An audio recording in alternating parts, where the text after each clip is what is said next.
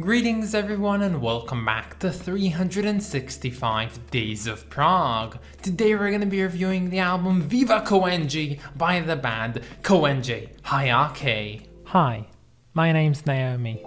I'm an avid progressive rock fan, but I'm a long ways from knowing all the prog albums out there. But this year, I'm gonna give it a try. This is 365 Days of Prog. I have been looking forward for this one for so freaking long. Koenjihyakkei, do you guys remember them? So long has it been since we reviewed any album by theirs, and just for a bit of context, the last time we did so was with their fourth album, Undertake, all the way back in episode 22. Wow, it feels like years ago. I can't believe it was still in 2022. Anyway, today we're gonna be listening to their second album called Viva Koenji, and here's some of my favorite bits from this album.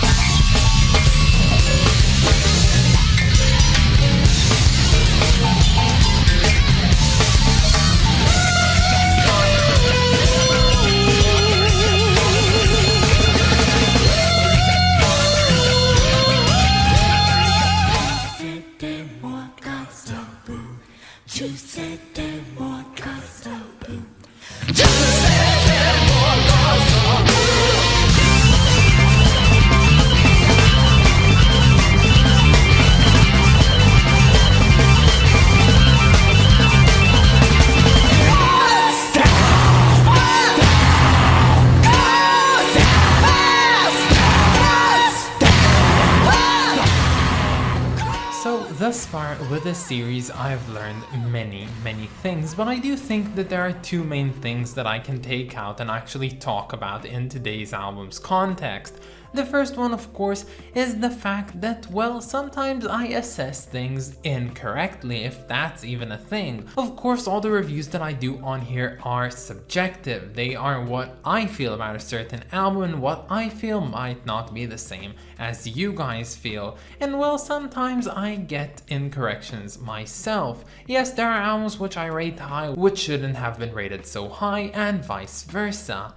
And the second thing that I've also learned is that sometimes you get to know artists on this series which you then don't hear for a long while, and you start missing them a bunch. So take for example a band like Triumvirate. They basically tick the two boxes that I just talked about. Firstly, I reviewed their album Illusions on a Doubled Impulse so long ago in episode 10, and I am missing their sound so much, and it is sort of unfortunate and fortunate that we are gonna get to see them soon, but it will only be in episode 364. And the second thing about that album, I gave it a rating of 9 out of 10, and honestly, as time went along, this rating was pumped up to a 10 out of 10 because that is just a seemingly perfect album. And of course, today's band of topic is no different. Koenjihyakkei, the band which I so learned to love since listening to them so long ago. Well, these guys, I gave them a rating of 8 out of 10 when I reviewed Undertake, but honestly, it would be elevated to a 9 if I could revise that. And yeah, it's a pretty good album, and I've missed them so dearly. Now, of course, back when I did episode 22 talking about Koenjihyakkei for the first time, I didn't really have a format quite yet, and of course, I didn't really introduce you to the band quite sincerely, and honestly, seeing as they are the band that introduced me for the first time to the genre of Zool, I think they deserve something better. So the story of Koenjihyakkei actually starts all the way back in Japan in 1982 with a drummer and composer called Tetsuya Yoshida, and Yoshida in that year formed a band called Ruins, which were actually reviewed on the series already with their album Hydramast Groningen.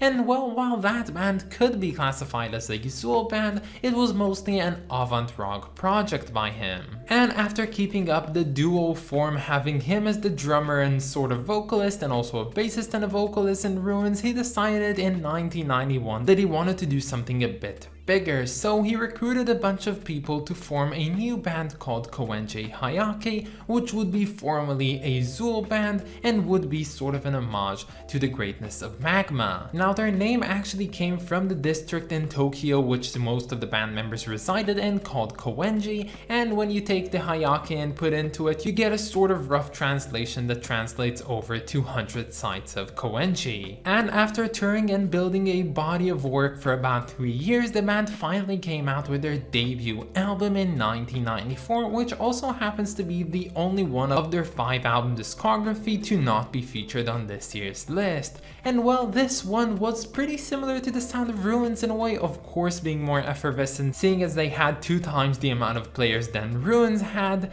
And well, this one was sort of a Zoolish form of thing that was sort of less chaotic than the sound of Ruins and what you might call traditional Zool, if that's even a thing. Now moving onwards with the band, some members changed in some minor changes, but of course the main pillar of the band always will be Tetsuya Yoshida, who stays as the only original member in the band up until today actually. And well, as you might know, every single member that joins Koenjihyakkei is not only a proficient player at their own instrument, but of course also a vocalist. And well, being a vocalist as a part of Koenjihyakkei is not an easy task. And after not releasing any studio albums for about 2 years, the band came back in 1997 with their second album called Viva Koenji, or maybe more colloquially it's called Ni, which is of course how you say the number 2 in Japanese. And from this point onwards, the band have been quite consistent in releasing an album every 4 years, so they released an album called Nivraim in 2001, and then their album Angar Shispa in 2005. But then, silence. Suddenly this band started releasing new material. Suddenly there was not really much from them. As I am aware, they did tour in that time and they didn't go on like a hiatus or a breakup, but they just didn't release any new studio material, and that lasted for 13 years up until the year of 2018 when they finally released their 5th album called Doimivska.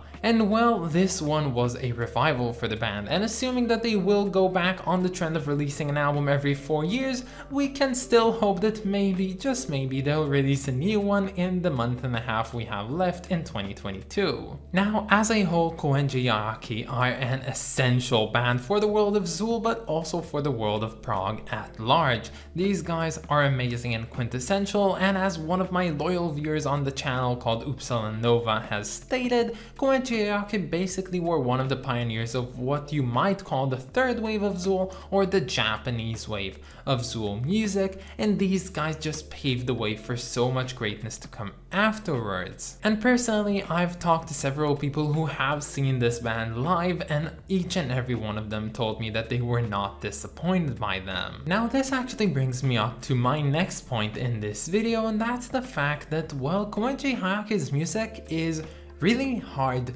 to play in a way. So just imagine to yourself, you know, if you have yourself and you're somewhat of a capable singer and you know how to operate your fingers around the guitar, you can basically play Wish You Were Here by Pink Floyd.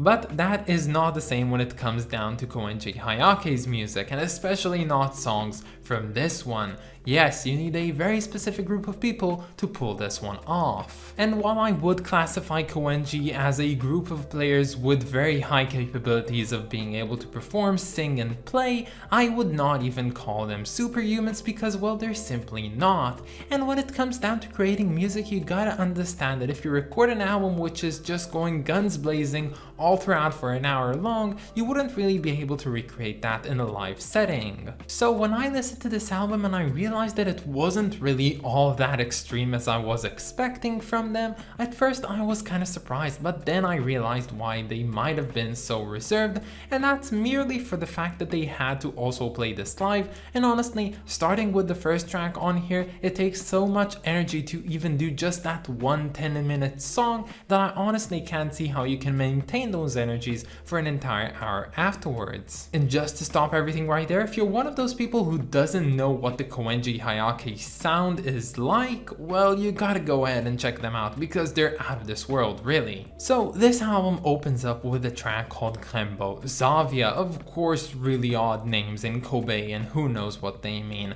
And this one is what you might expect from Koenjihyakkei. It's guns blazing, there's sort of cacophony and harmony going together, there's male and female operatics, everyone's just going full out on their instruments, and honestly, it seems so tiring that just listening to it was much for me. But after this terrifying assortment of instruments being played simultaneously in such varied ways, we suddenly reached the next point of this album, being the next track on it, and I suddenly started noticing also that this album became a bit more mellow in a way. Now, of course, the term mellow in the terms of Koenjihyakkei is not really that mellow, but for them, it's pretty freaking quiet. I suddenly started noticing that the music could have focused on things much more like symphonic prog or even jazz in a way, and not always just doing the absurd and the madness. But another thing which I really noticed about this album as I went deeper and deeper into it was the fact that this album was kind of scary, or even scared at certain points.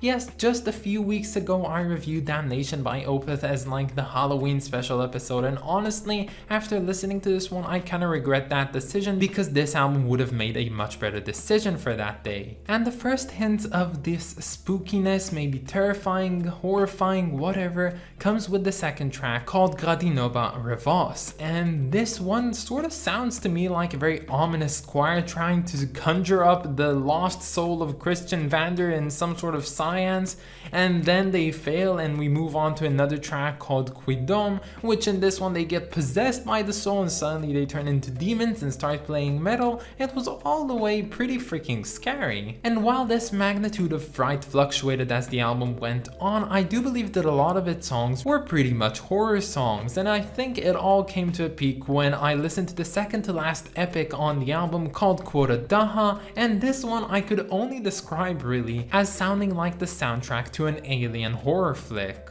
But despite this odd assortment of sounds and everything that is put into it, while it might sound alien in a way, it definitely isn't alienating, and I found myself diving deep into what this album had to offer. Though this is also not a perfect album by any means. Yes, sometimes Koenji do a bit of mistakes on here, at least in my personal subjective opinion. Yes, they sometimes go mild on this album, but maybe even too mild to the point where it doesn't really give the listener a rest that they need, but instead it just takes them out of the zone of the cacophony and madness and everything that's going around, and it's really hard to get into it back when you've come from silence. And I would also even pinpoint the fact that a lot of these songs have a really, low BPM, so they have a really slow beat in a way, and while that is inherently not a bad thing, I do believe that it could have been better if songs on here were a bit faster, and overall the album was of course a bit shorter. But honestly, this album is freaking cool. It's so good. I've missed Koenjihyakkei so much, and I'm so happy to get back into it, and I'm saying so many times because I'm so excited for the next two albums we're gonna review of them, and they're not gonna come in a long while because, well, we don't really have a lot of episodes left, and those two albums are of course Livrem and Dormiviska, which I'm very much looking forward to. But for now, let's move on to talking about this album's cover. So out of all the album covers by Koenjihyakkei, I would have to say that this one is the one that I like the least, but that is not to say that I dislike it. Most of what I like about Koenjihyakkei's covers is the fact that they managed to sort of recreate and even show some of their origins in the cover using some traditional Japanese art and styles in order to portray their own unique identity. And well, when I look at this one, it seems kind of unrelated in a way. Yes, you do have these lamps or whatever you call them made out of this paper, and you have some writing in katakana or hiragana, I'm not entirely sure, and it's nice, but not that really great. And yes, I know that Yoshida actually made this cover, but again, not his best. But in another sense, you can also view this cover as having some complementary traits to the music to be found on this album as well. You see, when you have albums like Koenjihyakkei's which are just so blasting in all directions, you might want to balance things out